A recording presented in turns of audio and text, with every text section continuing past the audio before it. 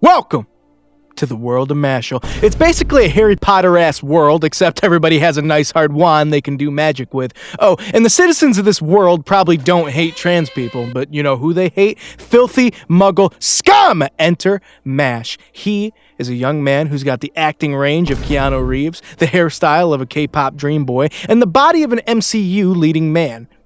He's also got no talent for witchcraft and wizardry, which explains why his adoptive dad, Regro, has been keeping him isolated in a cottage in the middle of the forest his entire life. Now, Regro is a nice old man, and given he knows Mash has no future in hoodoo, the OG took it upon himself to give the boy elite A1 physical training to at least give him a chance in this world. However, the tandem's otherwise peaceful woodland existence is turned on its head one day when Mash goes out into town to get himself a bag of cream puffs. We are not making that up. See, the Mashle universe's magic users are identified using face tattoos. Simply put, the more you look like a juggalo, the more freaky-deaky wizardry you can do. And since the townspeople notice that Mash's face is cleaner than a Japanese restroom, they immediately try and lynch our dude. Things get worse when a couple of magic cops named Brad and Terry get in on the action. Regro manages to rescue our hunky boy, but the pigs soon suss them out. This leads to a scuffle between Brad and Mash, where our main character literally slaps Brad's magic balls like they owe him money. So Brad's all, you can't shoot, you can't rebound, you can't dribble, but boy, you sure got that lockdown D. Tell you what, how about you enroll in magic school, and if you graduate at the top of your class, I won't have you executed.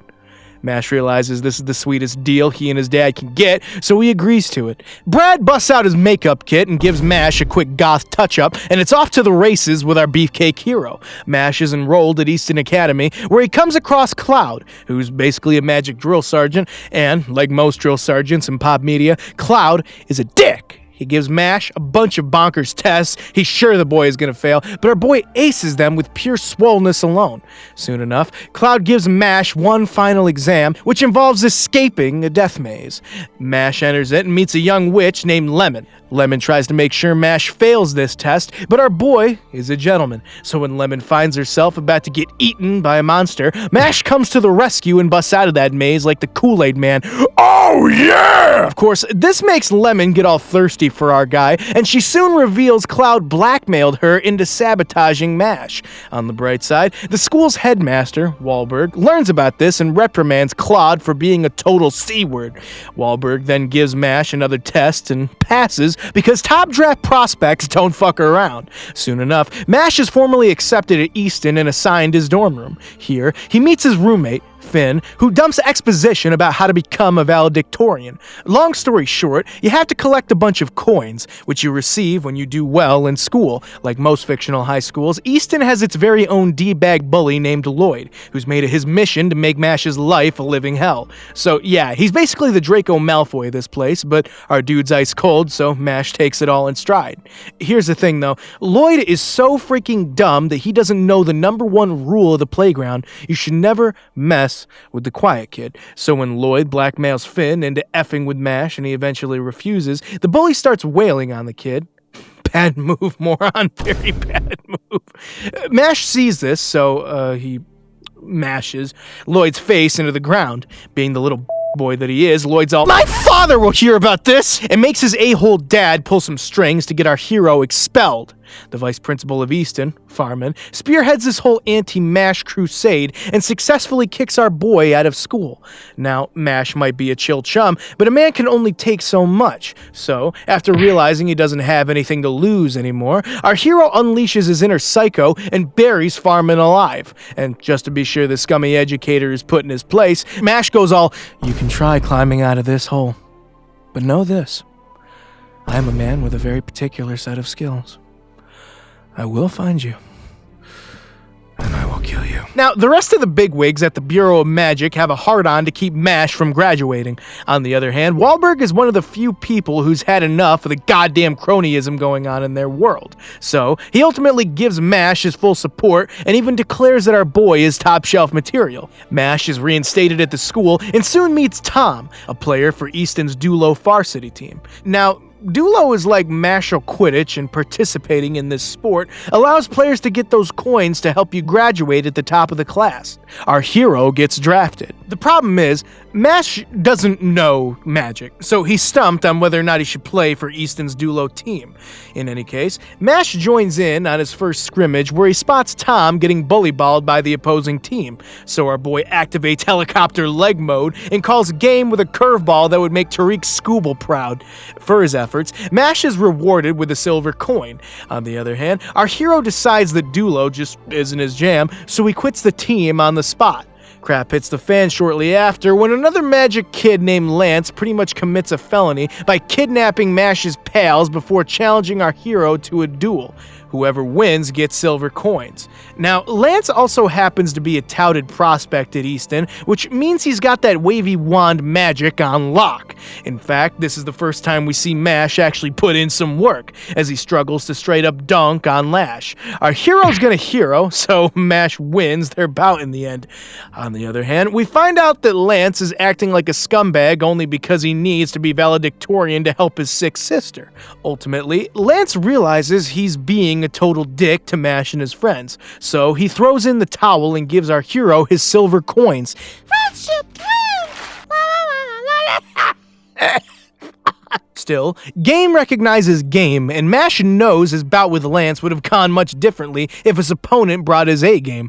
Mashle leans into its whole wizarding school themes when we're introduced to the 3 dorms within Easton. There's Adler, which is where brave students go, so it's basically Gryffindor. Then there's Orca, made up of big-brain nerds, so that's Ravenclaw. And then there's the Lang Dormitory, which is reserved for assholes, aka Slytherin. No Hufflepuff, though, because those guys. Mash, Lance, and Finn are all chosen to be part of the Adler dormitory. One day, Lance gets word that our hero and his roomie have been shirking their homework duties. So, being the diligent student that he is, Lance helps out the two. There's this whole sequence where they grab a bunch of mandrake roots using magic, but since Mash doesn't know any hoodoo, he simply slaps the hell out of these magical plants, which makes you realize that our hero has a bright future in pimping. More to the point, the Lang dormitory stays true to their nature and decides to rob Adler along the way. Later, we meet another Adler dorm student named Dot, who has a chub going on for Lemon. But Lemon doesn't want it dotted, she wants it mashed, so she pretty much ignores Dot. Soon after, Easton students are tasked with some extermination work on campus in exchange for those sweet, sweet coins. Dot rescues another student named Lauren during this activity, but soon finds out that she's your typical femme fatale. That is to say, Lauren's power basically involves using her magic powers to pussy whip boys into doing her bidding. Meanwhile, an a-hole from Lang named Silva tries to start some smoke with Mash. More crap soon hits the fan when Lauren uses her lady lumps to control Dot. Oh, and this girl gets absolutely livid when she finds out her pheromones don't work on Mash. In any case, Lauren uses Dot as her lapdog to attack Silva, who easily dunks on the poor boy. And if you haven't noticed it yet, Lauren's actually from the Lang dormitory, which explains why she's an insufferable. Oh, and of course it's revealed that she's in cahoots with Silva. Now, Silva's a classic meathead, and after beating on Dot earlier, this dude showboats so hard that he bumps into Mash, which makes our hero's favorite cream puff snack fall to the ground.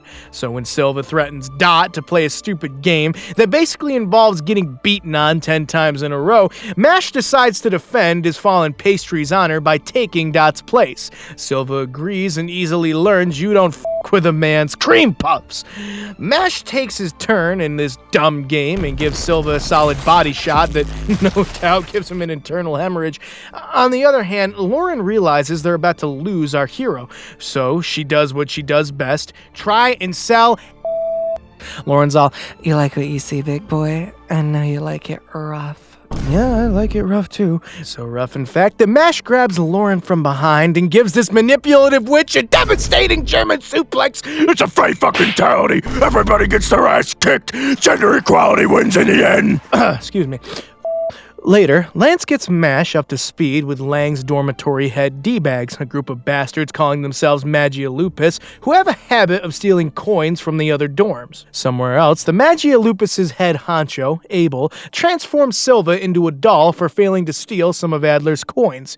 So that's bad? Sure.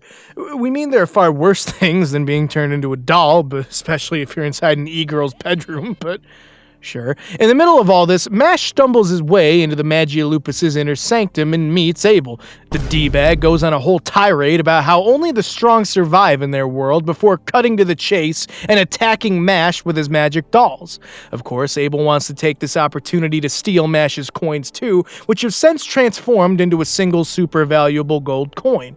Long story short, Mash easily fends off Abel's dolls and even manages to free Silva in the process. Long story short, Lemon informs Mash that Lang's super scummy methods have granted their dormitory 15 gold coins at the moment. On the other hand, Adler only has a single gold coin, the one that Mash got. Our heroes soon get roped into more of Lang's bullshit when a couple of Magia Lupus's members named Lori and Answer ambush Mash and Lance to try and steal the gold coin. Our heroes set their respective matchups. Lance takes down Answer with his magic, while Mash puts a Lori in a body bag with a single hit. Everything's cool beans, but then another Magia Lupus member named Abyss gets in on the action and steals back our heroes' winnings. Now, Abyss proves to be more of a problem than his other two Magia Lupus pals. For one, Abyss has the ability to cancel magic spells, and the guy's slippier than Prime Anderson Silva, so Mash can't hit him with a single strike, much less a classic 3-piece and a soda. Abyss escapes but notices that Mash was able to graze him with one of his attacks, which piques the scumbag's curiosity. Now, the Adler dorm has had enough of Lang's douchiness at this point, so Lance suggests they get back at them. In a way, Lance's wishes are fulfilled when the Adler dorm kids realize that Lang has been sucking off their magic at night while they sleep. In turn, Lance forms a neighborhood watch with Mash, Finn, and Dot to catch their enemies red-handed. This leads to the trio discovering that Abel has crossed a line when he turns our best girl Lemon into one of his dolls and uses her to lure our heroes into a trap. The Adler boys are eventually led to a fighting pit where they come face to face with a Lang kid named Shuen, who was given the order by one of the Magia Lupus to deal with them, and of course, steal their coin. Dot volunteers to deal with this scrub and wins. Meanwhile, Wahlberg catches word that a bunch of high-profile magic criminals have escaped magic jail with the help of a magic criminal organization named Innocent Zero. Back to the kids, the Adler boys get separated and are soon faced with their respective matchups. You know, classic shonen jazz and all that. Specifically, Land has to deal with a Magia Lupus member named Worth. Dot and Finn are in a tag team match against another couple of Magia Lupus kids, Milo and Love. And Mash comes face to face with Abyss. Abyss susses out that Mash is a super swole muggle and does a spiel that goes like, "We're not so different, you and I." Whoa, you like cream puffs too? What? No, I mean like everybody hates us because of our gifts. You with your lack of magic, me with... Okay, let me stop you right there. If you can't say something nice about cream puffs, don't say anything at all. Somewhere else, Lance gets in a heated battle against Worth and ultimately comes out on top. Meanwhile, Abyss tells Mash that they've been using a magical artifact to siphon off Lemon's magic this entire time, and it'll take only about half an hour before she completely turns into a muggle. Ooh, but guess who doesn't need 30 minutes to kick some wizard? Mashle, that's who. Our hero and Abyss get into it. There's some drama about Abyss being born with the evil eye, the same thing that allows him to cancel out other people's hoodoo, but we don't want that. What we want is violence. And Mash gives it to us when he drops Abyss with the signature German suplex. Oh, God damn it. Mash offers to be friends with Abyss afterwards because our hero's equal parts admirable and stupid. Abyss more or less refuses, but he does Mash a solid by telling him about how dangerous Abel is. And after hearing all that, our hero's like, "Oh, wow. Cool story, but want to get some cream puffs?" And get cream puffs? They do. Meanwhile, one of Adler's prefects, a dude named Rain, manages to locate the same door to the fighting pit that our heroes are currently in right now. Inside, Dot is engaged in a heated duel against Love. We learn that Love is a classic yandere when she decides to murder Doc after finding out that he has the hots for Lemon. On top of that, Love reveals that her pal, Milo, did some freaky-deaky magic to the whole place, which will result in Mash's petrification if they fail to take out their opponents in under half an hour. Love goes on and talks smack at Doc, which makes our boy livid. Doc gets so enraged that he reveals he has a mark called the Iroquois, which basically allows him to increase his mojo depending on his emotions. Seeing this, all Love can do is go, Me. I didn't sign up for this. You win, babe. On the other hand, Rain soon finds Milo and flatlines him without breaking a sweat. That's because Rain isn't just your ordinary teacher's pet. He's actually a divine visionary, aka one of Easton's valedictorian candidates. Oh, and Rain happens to be Finn's big bro too, so there's that. In the aftermath, Love escapes while Rain gets to meet our boy Mash for the first time. Rain realizes that Mash is the same freshman that Wahlberg told him about, in other words, one of the good ones. So, Rain tells Mash more about how Abel is a grade A scumbucket, but he also kinda entices our hero to throw down with his Magia Lupus douche when Rain tells him that he can instantly become one of Easton's divine visionaries if he beats Abel and takes his coins. They go their separate ways, and Mash soon comes face to face with Abel. So, where was Finn during all this? Well, the kid has found himself turned into one of Abel's dolls, which Abel uses against Mash in their confrontation. Mash eventually frees Finn before ultimately bashing Abel's head into the ground. In fact, Abel gets smashed so hard he starts having flashbacks about how poor people suck because a bunch of greasy, unwashed commoners killed his mom in spite of the fact that the woman was a saint who had a habit of helping hobos.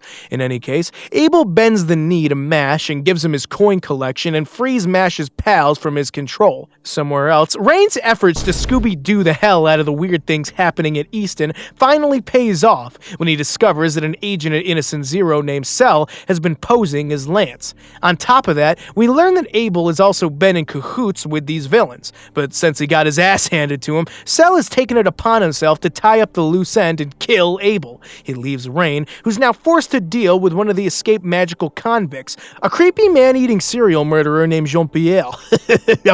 Cell reaches Abel's location and attempts to assassinate the boy, but the humbled Lang scumbag gets his bacon saved with tons of help from Abyss and Mash.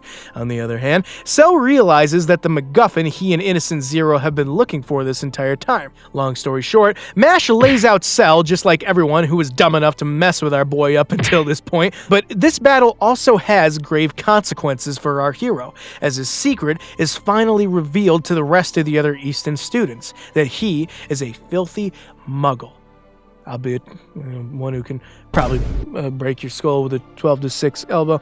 And even though Mash's friends swear to keep his muggleness a secret, all the other kids that were recently freed from Abel's doll magic are present when this revelation happens. So our hero is in the end. Cell escapes and goes back to someone he calls Daddy. We're almost done. And tells them that they found the thing they were looking for. Mash. And there you have it, guys. That was Mashle Season 1, explained by Ibaka. We hope you loved the video. You got any thoughts or suggestions about which series we should cover next? Drop a comment below. Let's discuss. Also, we would really appreciate it if you could throw us a like, share, maybe subscribe, turn that notification bell turned on. It would really go a hell of a long way in helping us grow and make more content for you guys. Oh, and why not check out the next video too? Because if you love this one, I'm sure you're going to love that one. This is Anime Baka wishing you witches and wizards a great day. We'll see you next time. Expecto Fellatio!